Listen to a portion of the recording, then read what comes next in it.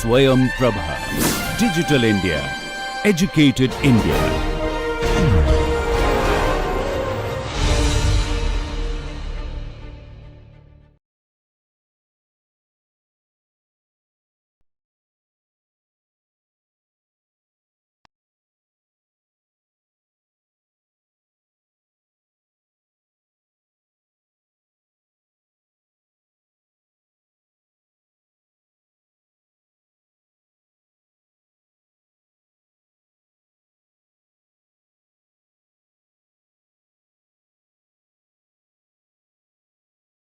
Welcome back. In Module 4, we will talk about waste generation, storage and minimization. And in Lecture 16, we will start with waste generation. The different concepts that we will cover is on municipal solid waste generation.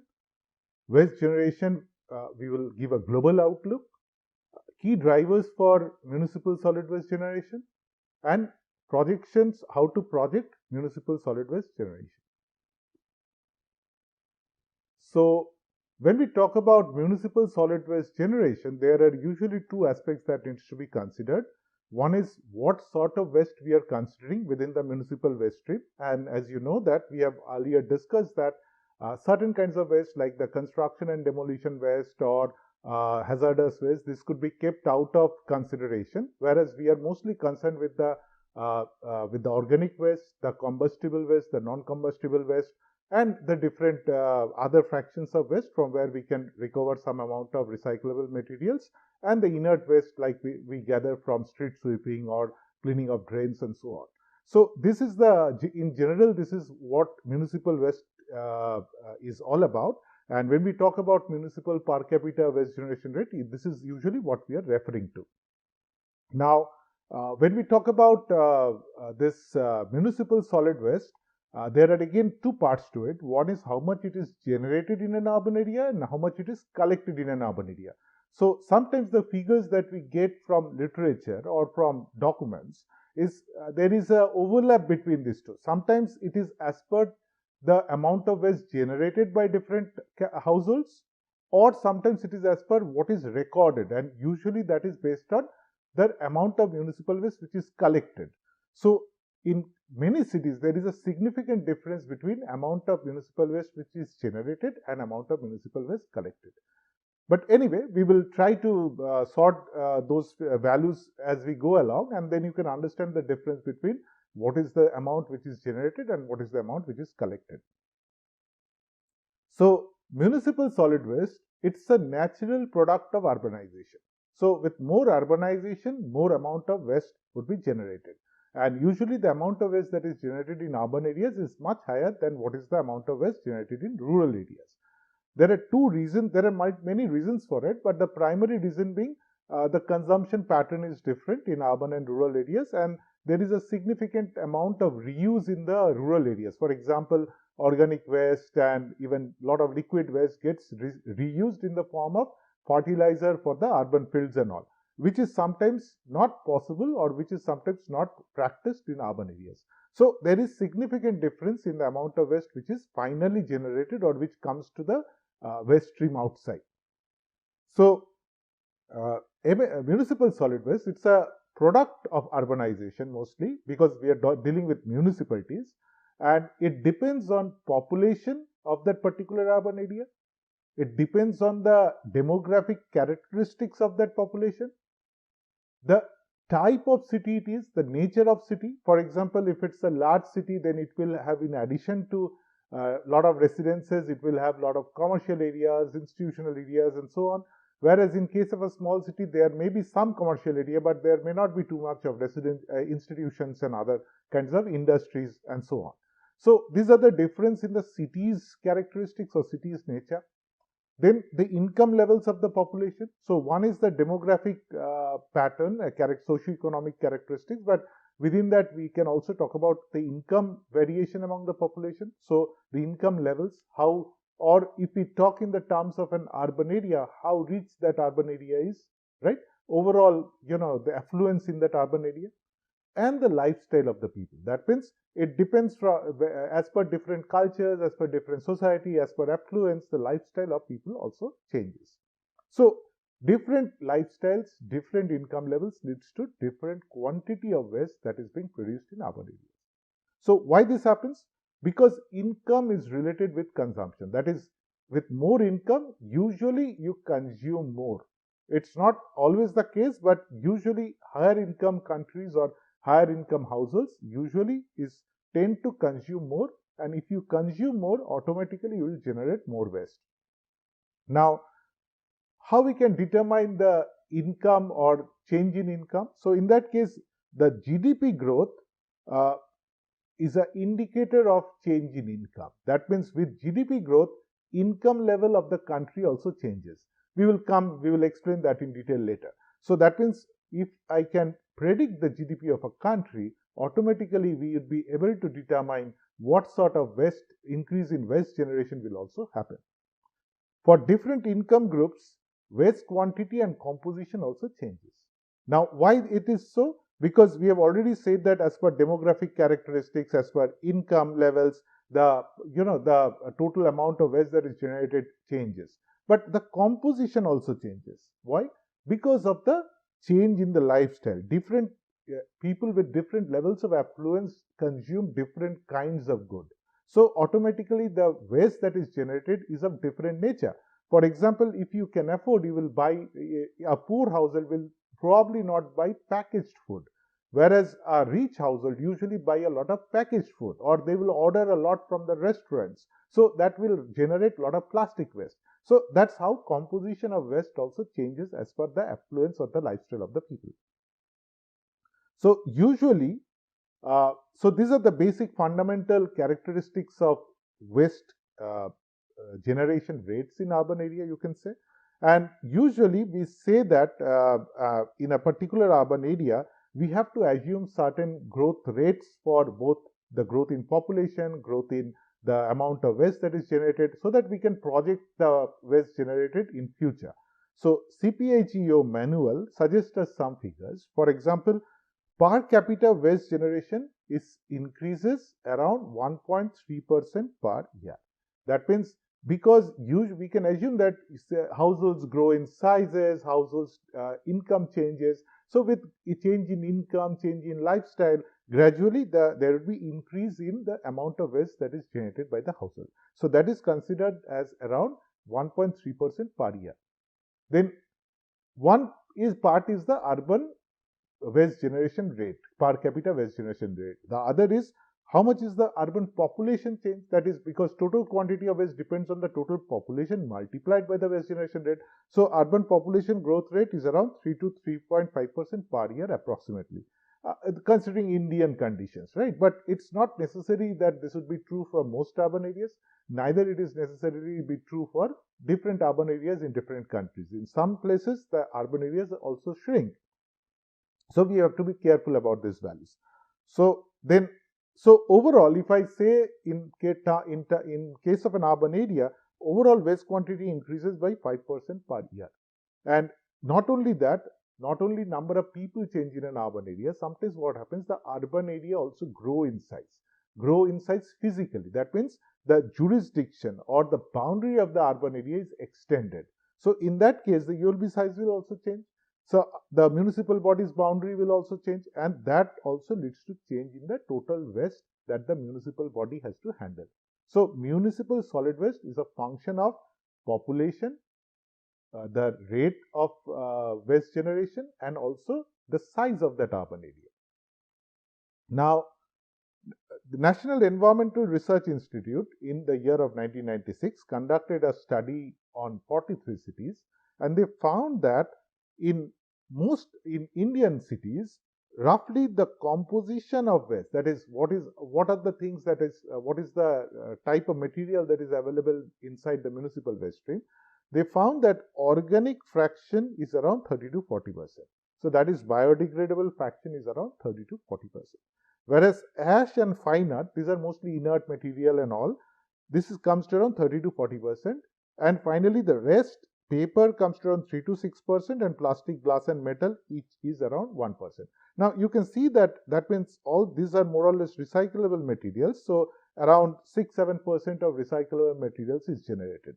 Now the problem is even though it is generated, municipalities in many cases don't end up collecting this. Why?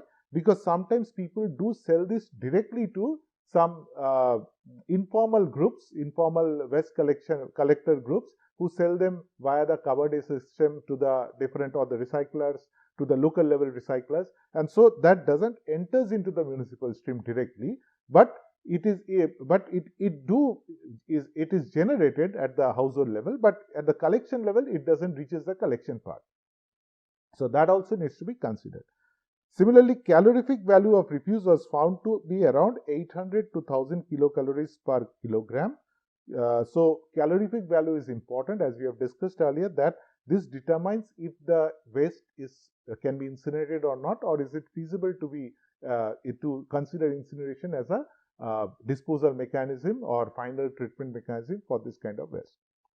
And also the carbon to nitrogen ratio in waste was found to be around in the range of 1:20 and to 1:30. Now, carbon to nitrogen is actually the content of carbon matter and nitrogen matter, nitrogen mass and carbon mass in the organic waste stream. Now, why it is important? It is important for the success of the composting process. So, there are some ratios which are ideal for the composting process. We will discuss that in detail when we do composting. So, now what we have discussed is, as per the nature of the city also, the amount of waste that is generated also changes. Over here you can see in this table, cities with different population ranges. This is again data from 1996. It was found that with smaller cities where population range is around 0.1 to 0.5 million, so in that case the rate of waste generation was found to be around 0.2 kilograms per capita per day. Whereas for cities which are larger size, around more than 50 lakhs, so in that case the waste generated was found to be around 50 kilograms per capita per day. This doesn't mean that everybody in the city produces this amount of waste. What it means is that average of waste that is generated in a city of this size, which includes residential area, commercial area, institutional areas, and all the different kinds of generators, both small generators and bulk generators, all things included, this is the average value of waste that is being generated. Now, CPCB conducted another study during the year 1999 to 2000, and they found that and they did study on 210 class 1 cities and 113 class 2 towns. So class 1 cities are small cities, class 2 towns are even smaller cities. So roughly 1 lakh population and even lesser than 1 lakh, 50,000 to 1 lakh for class 2. So in that case, you can see that they found that in class 1 cities, the value of waste generated is 0.34 kg per capita. So if I put it in this particular table, class 1 cities roughly comes around somewhere in between these two. So we can say that the value was around 3.4, whereas class 2 cities comes somewhere between here or maybe somewhere in between here, right? So it was coming around 1.4, so which was a little bit lesser compared to what the previous study has found. But anyway, so that what it means is waste generation varies as per different cities. It also varies for many other purposes. So we have to be very careful about this particular rates. Why? Because when you multiply this by the total number of population, we and also multiply it with the number of days in the year, you get a huge amount that has to be dealt with, right? The waste. So in that case, if I am not careful with these rates, you will end up with designing facilities which are either over designed or under designed. So that's the reason we have to be very, very careful about these values. So in subsequently, NARI in the year 2004 and 2005, they again conducted another study on 59 cities, including 35 metro cities and 24 state capitals. They found the waste generation rate varies from 0.12 to 0.60 kg per capita per day. So you can see the difference in the change in the waste generation rate in different cities, and these are done mostly in the major cities, right? Either 35 metro cities as well as state capitals. So Even in the large cities, we can see the difference ranging from 0.1 to 0.6 kg per capita per day. So just adopting a value like 0.5 or 0.35 for a city without doing any kind of surveys, doing any kind of check will result in wrong estimates for the entire solid waste management plan. So similarly, in terms of composition, what they found was compostable matter was 40 to 60%. So this value is more than what we found earlier, which was roughly 30 to 40%. So now we found it to be much more. Then recyclable fraction also increased to 10 to 25%. The moisture content of the waste was found to be around 30 to 60%. So this was not found earlier, but now it was found that out of the overall weight of the waste, that 30 to 60% is moisture. This is also very important because when you are carrying this weight will matter in the transportation system that you will design. CN ratio was found to be more or less same, 1:20 to 1:40. So obviously this has increased a bit. So that means there is a lot of variety of the kind of organic waste that we are also getting. So this indicates that with more affluence in the Indian scenario, we are finding that more people are the percentage of compostable matter, the organic fraction is actually increasing in the West. And there is not, and the recycling fraction is also increasing. So, but in other developed nations and all, we have found that the compostable matter, organic matter is much less.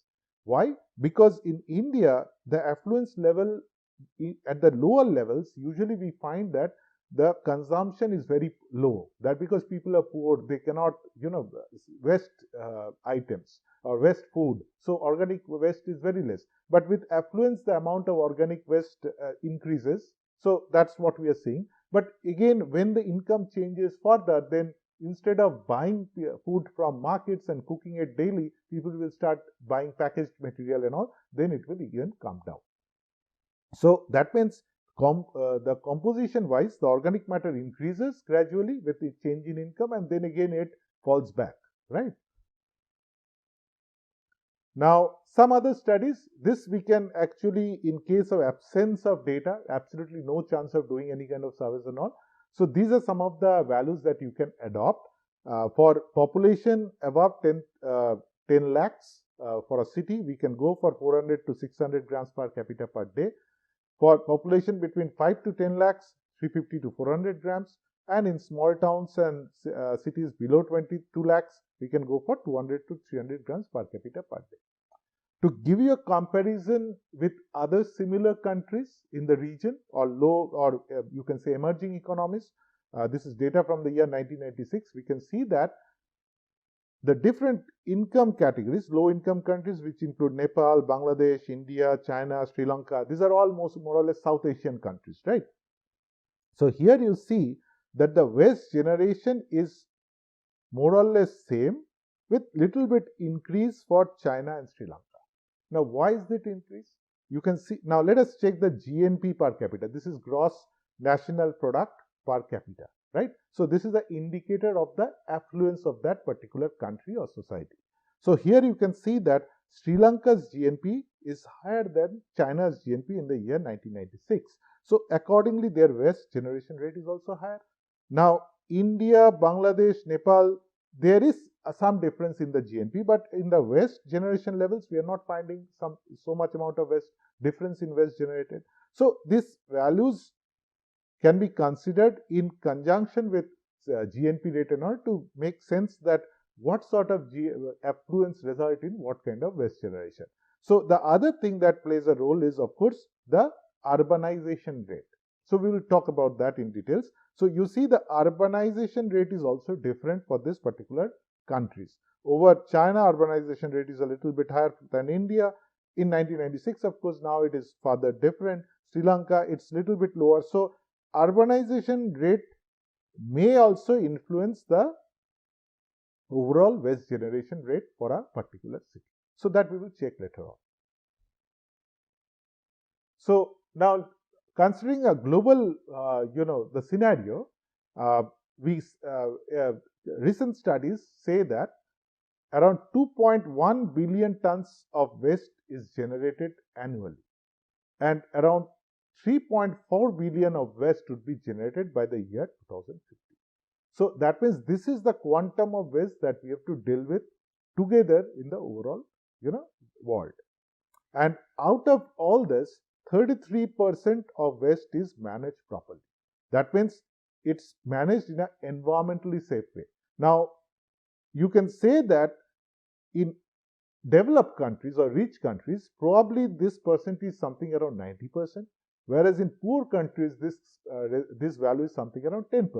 So there is a significant difference among the countries as well. Global average waste generation is 0.74 kg per person per day. It is higher than the Indian average. The range is from 0.11. You remember this 0.11? We saw it in in Indian study as well, to maximum value of 4.54 kg per capita per day. So it's a huge amount of waste that a person generates per day. So high income countries, we see that around 34% of all waste is overall in the world is generated in high income countries, whereas they have only 16% of the population. And waste generated in South Asia, particularly India, Pakistan, Sri Lanka, Nepal, and all these countries, Bangladesh, there the waste generation is supposed to double by the year 2050. So rich countries are probably the growth would not be that high, but in poor countries the growth is very, very high. And in our country, we estimate that roughly the total waste generated would be double by the year 2050. Now, unlike developed countries, waste collected in poor countries is low. For example, 48% in urban areas, that means out of all the waste generated, around 50% of the waste is collected in urban areas, and the rest 26% is for outside areas, that is areas outside the urban area, semi-rural areas, and so on.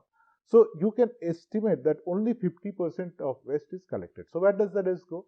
The rest goes to unauthorized dump sites, unauthorized, people throw garbage in the drains, people throw garbage in the streets, people throw garbage in open plots, and so on. So that is where all this waste end up with. That is why we see a lot of litter in Indian cities. So if we can improve the waste collection process of the waste, and we can reduce the generation as well as the waste collection process, so automatically we will not see so much litter in Indian cities. Now let us look at some data. So if I divide the world into different regions, starting with North America, one of the most affluent regions, Europe and Central Asia, Latin America, Middle East, North Africa, South Asia, this is where we are, East Asia and Pacific, Japan and other places, and then Africa. So you see that North America, the average waste generated is 2.21, whereas the range starts from minimum of 2 kilograms approximately to around 4.5 kilograms. So that's the range. In India, we are at average at around 0.5 kilograms per capita, whereas minimum is 0.17 and the maximum is 1.44. So that's the difference in range of waste generation in different parts of India, or for different groups of people, different population groups in India. So similarly, you can see the values for the other countries, and obviously it shows that the more affluent a country is, or it's not only a question of affluence, there are other things, lifestyle and a lot of other things, the culture, all these things plays a role. For example, Europe is equally or more or less similarly affluent as America, but the waste generation rate is less compared to US. Whereas if you go to Japan and all, it's also the GDP rate is more or less, the per capita is more or less similar or a little less, but the waste generation rate is much significantly lower. So let's take at some other data points. So over here we see two graphs. One graph shows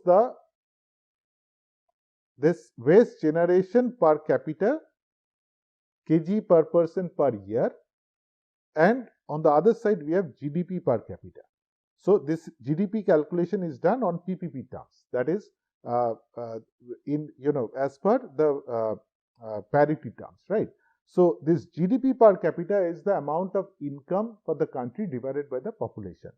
And when we plot the amount of waste that is generated, you can see this scatter plot. We can see that the poorest countries in Africa like Sierra Leone and all is somewhere around here, whereas Japan is somewhere over here. It's an affluent country, but still it's at a value of around 300, 350. kg per person per year, right? So that comes to around 1 kilograms per day roughly, or 0.9 kilograms per day. Norwegian countries a little bit higher, they are more affluent, but still the amount of waste they generate is higher, but not that high. Whereas US, they are affluent than Japan, but less affluent than Norway, but they generate a lot of waste. Same happens in Hong Kong, New Zealand, Denmark, Switzerland, and other places. So there is a trend, of course, but it doesn't mean that it is same for all countries. But roughly, we can find a trend where we can say that, well, GDP per capita, in terms of purchasing power parity, it's similar. It's as per that is we can say that it increases with increase in GDP per capita, but at the same time it is not uniform for all countries, and our country somewhere is around over here. So that means we generate around 100, 120, 30 kilograms of waste per year. So the other way to look at it, of waste generation rate, is the urbanization rate. So we can say that waste generation is positively correlated with economic development from this particular graph, and growth rate slows at higher income level. We can see that the growth rate at so with increase in the GDP growth rate, we are not seeing a similar increase in the waste generation rate. So the increase is, the growth rate slows at higher income level. So that means if I have a car, if I can plot this, so the growth rate is gradually coming down when GDP increases. So this is what economic growth. So this is one of the key drivers for municipal solid waste generation, and the other driver is the urbanization rate. Let us check the data on urbanization rate. So over you see that with different levels of urbanization, that is percentage of people living in urban areas. So we see that this is urbanization rate is in this direction. It is in percentage, 0 to 100%. So certain cities are very, very urbanized. Certain countries or certain regions are very, very urbanized. For example, North America region is very urbanized, around 80% urbanized, right? So same goes for Latin America. Then Middle East is over here. South Africa is somewhere around here, whereas Asia is even lower, somewhere around here. So there is difference in Asia, of course, South Asia, of course. Some are higher, some are lower than Africa, but overall we are somewhere around here.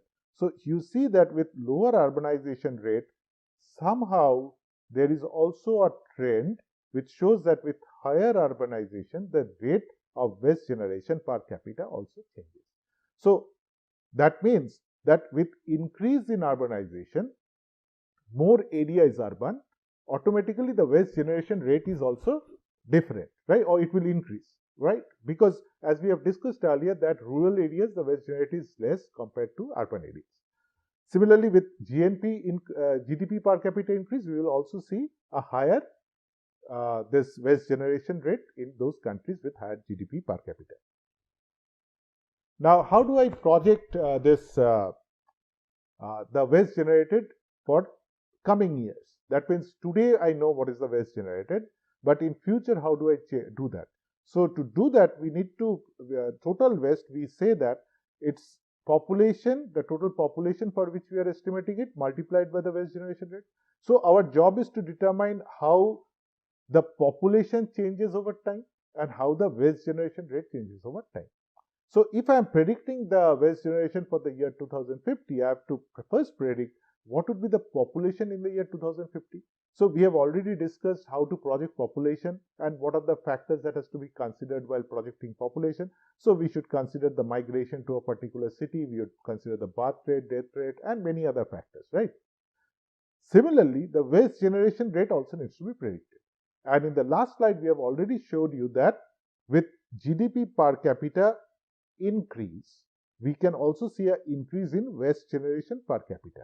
So that means if I can find a relationship with increase in GDP, how much of waste is generated, then automatically I can predict that by 2050 we can estimate based on other things what is the GDP of that particular country or GDP per capita for that country, and accordingly we can predict the waste generation rate.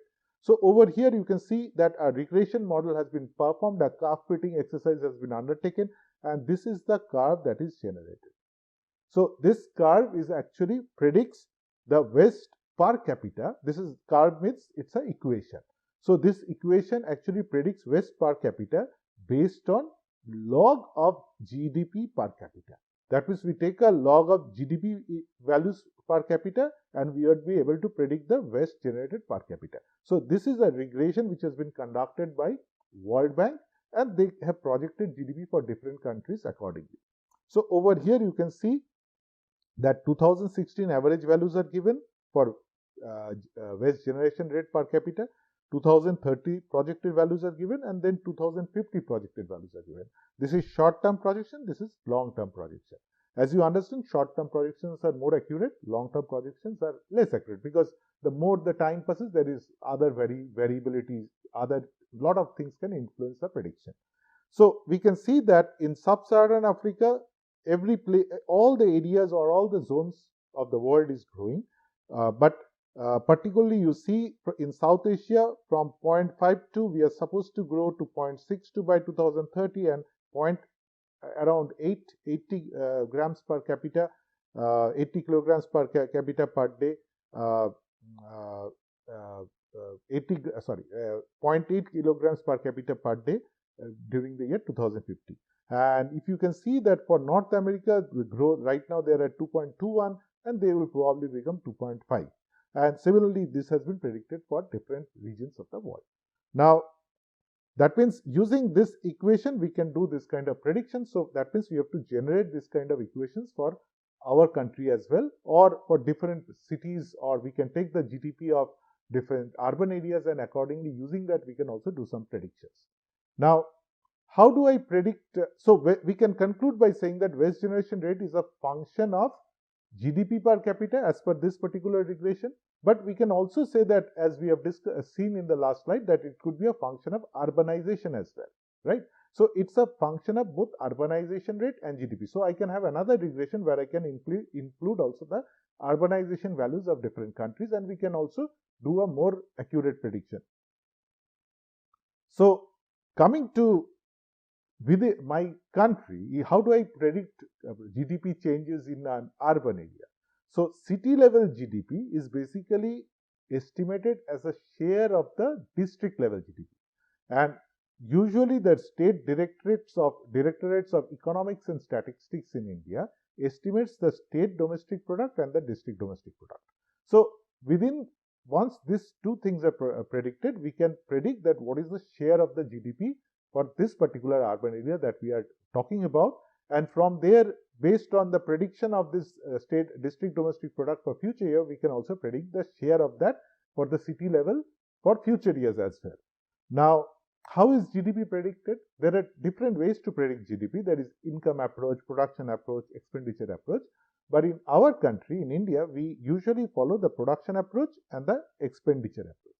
Now, production approach of GDP calculation means we have to add all the values of all economic activities in a particular area or in an urban area, in some particular territory. What are these economic activities? That means amount of production in different sectors, construction, transportation, and so on. So we have to add all the production that happens in each of this sector, how much income is there, how much amount of production happens, and plus the sum of outputs, all this minus intermediate consumption. That is, what is the amount of resources required to do this kind of production. So that has to be taken out. Plus indirect taxes minus subsidies on products.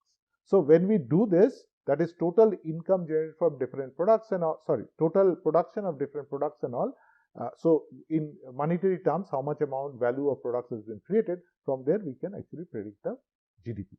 Similarly, we can also predict GDP using the expenditure approach, where we determine the final consumption expenditure for households, non-profit institutions, then the government, and along with that we add gross fixed capital formation, acquisition less disposal of valuables, changes in inventories which are already there, and exports and minus imports. So when all these are added, we can also predict the GDP following the expenditure approach. So usually this is not, urban planners don't need to do that, but there are departments which actually conduct this kind of experiments. So it's this type of estimations, and as you can understand, this sort of calculations could be also done at the district level or the state level, or even for some matters, if for large urban areas, we can also do this kind of calculations. So from there, we can estimate city level GDP, and how the city level GDP changes over time can give an indicator of how the waste generation rate will change over time. So GDP minus depreciation is the net domestic product of the country, which is actually what we consider. So these are some of the references you can consider. To conclude, MSW generation depends on urbanization, demographic characteristics, nature of the city, income levels and lifestyle of the people. And MSW generation is likely to double by 2050 in South Asia. Thank you.